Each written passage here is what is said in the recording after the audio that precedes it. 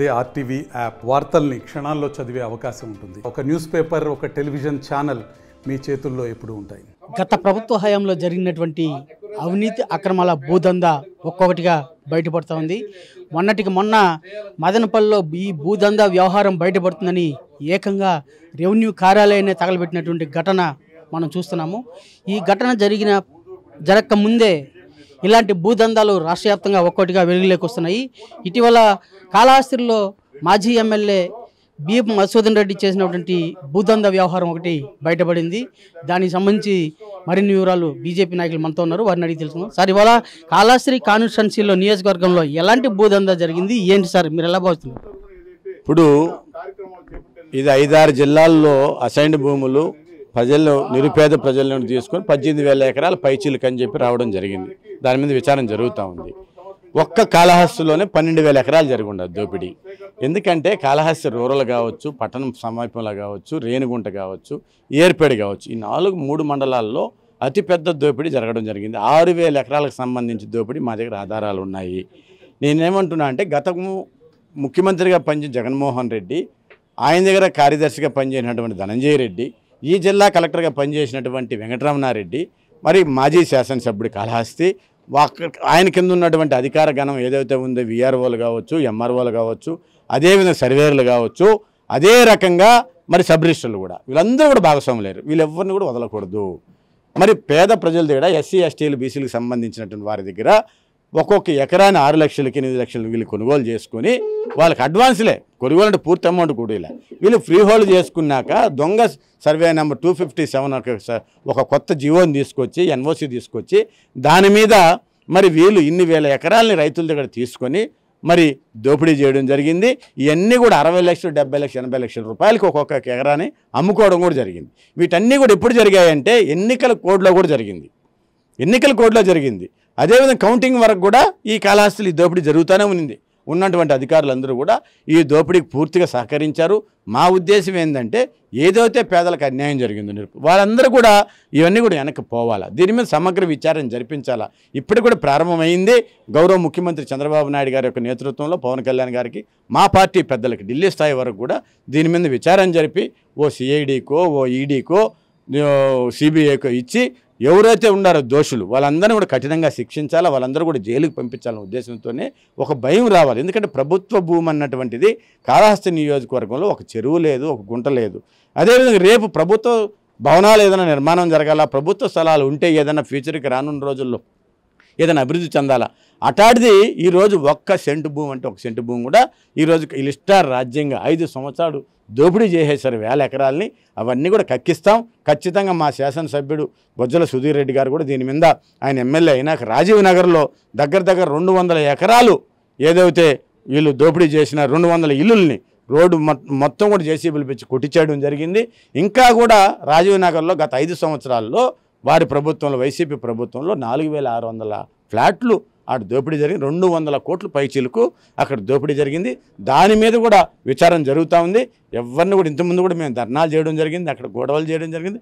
గతంలో ఉన్నటువంటి విఆర్ఓలు ఆడ రిజిస్టార్ రాజ్యంగా కోట్లాది రూపాయలు రోజు సాయంకాలం అయితే ఎమ్మెల్యేకి వాటా ఇచ్చేయడం, ఎత్తుకొని పోయి ఇంటికి మాజీ శాసనసభ్యుడికి ఈ లిస్టార్ రాజ్యంగా వీళ్ళు దోపిడీ చేసుకోవడం, ఆయన అనుచరులు పెద్ద వ్యాపార కేంద్రం అయింది రాజీవ్ నగర్ కాళహస్తి. గతంలో ఈ భూదందా జరిగేటప్పుడు అధికారుల దృష్టికి కానీ మీరు యాజ్ ఏ ప్రజాప్రతినిధిగా, లోకల్ ప్రజాప్రతినిధిగా మీరు ఐడెంటిఫై చేయలేదా? ఇప్పుడు ప్రభుత్వం మారిన తర్వాత గుర్తించడం ఎంతవరకు సమంజసంగా భావించదు? గత ప్రభుత్వంలో మనకి ఎవరైనా ఇస్తారా చెప్పండి మీరు? ఒక చిత్కాయితం అని వస్తుంది ఎంఆర్ఓ ఆఫీస్ నుంచి. ఇప్పుడు ఈ ప్రభుత్వం వచ్చినాక చూడండి అన్నీ బయట వచ్చాయి.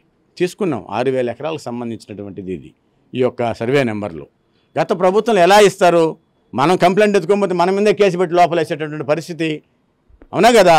మరి గత ప్రభుత్వంలో రాజీవ్ నగర్ మీద జరిగినటువంటి దోపిడీకి సంబంధించి మేము ధర్నా చేయడం జరిగింది. రాజీవ్ నగర్లో 1 వారం పాటు ఆడే కూర్చోవడం జరిగింది.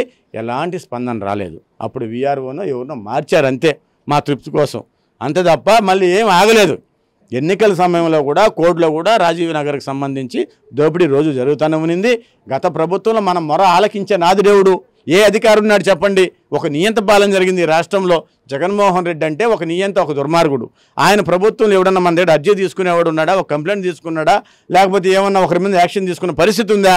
లేదు. ఇప్పుడు వచ్చి ప్రజాస్వామ్య ప్రభుత్వం, ఎన్డీఏ ప్రభుత్వం ఇప్పుడు వచ్చింది కాబట్టి ఇవన్నీ కూడా సాక్ష్యాలన్నీ మాకు దొరుకుతున్నాయి. ఈ ఎన్డీఏ ప్రభుత్వంలో, ప్రజాస్వామ్య ప్రభుత్వంలో ఖచ్చితంగా పేదలకు న్యాయం చేయాలనే ఉద్దేశంతోనే మేము ముందుకు రావడం జరిగింది. అలాగే తిరుపతి పుణ్యక్షేత్రంలో సైతం భూదందా ప్రక్రియ కొనసాగుతూ ఉంది. ప్రధానంగా గత పాలకులు చేసిన అవినీతి అక్రమాలు ఒక్కొక్కటిగా వెలుగు చూస్తున్నాయి. దానికి సంబంధించి మరింత వివరాలు తెలుసుకుందాం. సార్, ఇవాళ భూదందా అంటే తిరుపతి పుణ్యక్షేత్రంలో కూడా ఇలాంటి దందా జరిగిందను, ఇది ఎంతవరకు నిజం సార్?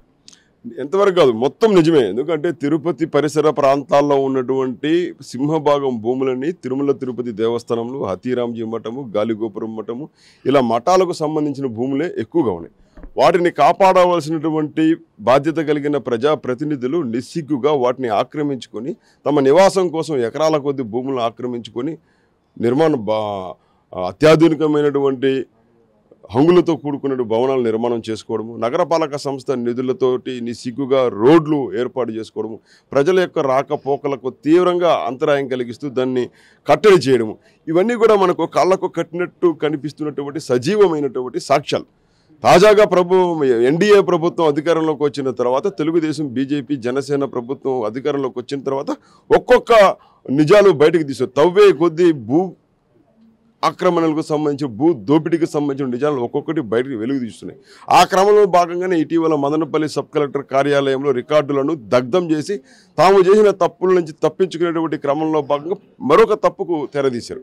ఇవాళ రాష్ట్ర ప్రభుత్వము రాయలసీమ జిల్లాలకు సంబంధించినటువంటి తిరుపతి, చిత్తూరు, అన్నమయ్య, అదేవిధంగా కడప, సత్యసాయి జిల్లాలతో పాటుగా ప్రకాశం జిల్లాలోని కొన్ని రెవెన్యూ మండలాల్లో ఇవాళ ఈ భూ రికార్డులను పునః పరిశీలించమని కొన్ని కమిటీలను పంపిస్తే పరిశీలించే క్రమంలో ప్రాథమికంగా మాకు లభించిన ఆధారాల మేరకు 18,000 ఎకరాలకు సంబంధించిన నిషేధిత జాబితాలో ఉండాల్సినటువంటి చుక్కల భూములు, అసైన్డ్ భూములు, డీకేడీ భూములు, ప్రభుత్వ భూములన్నింటినీ కూడా ఫ్రీ హోల్డ్ చేసి తక్కువ ధరకు తమకు చెందిన వారికి అన్యాయాల పేరుతోటి రాసుకుని ఇవాళ కోట్లాది రూపాయలు సొమ్ము చేసుకునే క్రమంలో తప్పులు చేశారు. ఇవాళ శ్రీకాళహస్తి నియోజకవర్గంలోనే 12,000 ఎకరాలు, రేణుగుంట చుట్టుపక్కల ప్రాంతంలో ఉన్నటువంటి కరకంబడి కావచ్చు, వెంకటాపురం కావచ్చు, వెంకటరామరెడ్డి పల్లి కావచ్చు, ఈ రకంగా ఎర్రంరెడ్డిపాలెం కావచ్చు, ఇక్కడంతా కూడా చెరువులు, అదేవిధంగా కుంటలు, ప్రభుత్వ భూములు, డికేరీ భూములు, దారులు, గ్రామాలకు వెళ్ళేటువంటి దారులు తీరా వాటిని కూడా ఆక్రమించుకొని యథేచ్ఛగా భూదందాలకు పాల్పడ్డారు. వీటన్నిటి యొక్క వాస్తవాలు ప్రజలకు ముందు ఉంచాలి.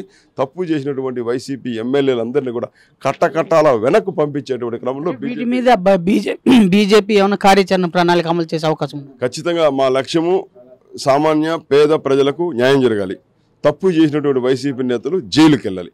ఈ లక్ష్యంతో భారతీయ జనతా పార్టీ పనిచేస్తుంది. మా వద్ద ఉన్నటువంటి ఆధారాలని ప్రభుత్వ అధికారులకు, ఇప్పుడు దర్యాప్తు చేస్తున్న, విచారణ చేస్తున్న బృందాలకు వాళ్ళకి ఇస్తాము. ఖచ్చితంగా దీనిని పై స్థాయిలో మా ప్రభుత్వంలో ఉన్నటువంటి పెద్దల దృష్టికి తీసుకెళ్లి ఖచ్చితంగా ముఖ్యమంత్రి చేత తగు ఆదేశాలు ఇప్పించి ప్రజలకు, సామాన్యులకు, పేదలకు న్యాయం జరిగే విధంగా బీజేపీ పనిచేస్తుంది. నా ఎస్సీ, నా బీసీ, నా మైనారిటీ అంటూ పేర్కొన్నటువంటి గత ముఖ్యమంత్రి వారి భూములను కూడా లాక్కున్నారు, వారికి కూడా తీవ్ర అన్యాయం చేశారని చెప్పి బీజేపీ ఆరోపిస్తోంది. సార్, ఇవాళ బీజేపీ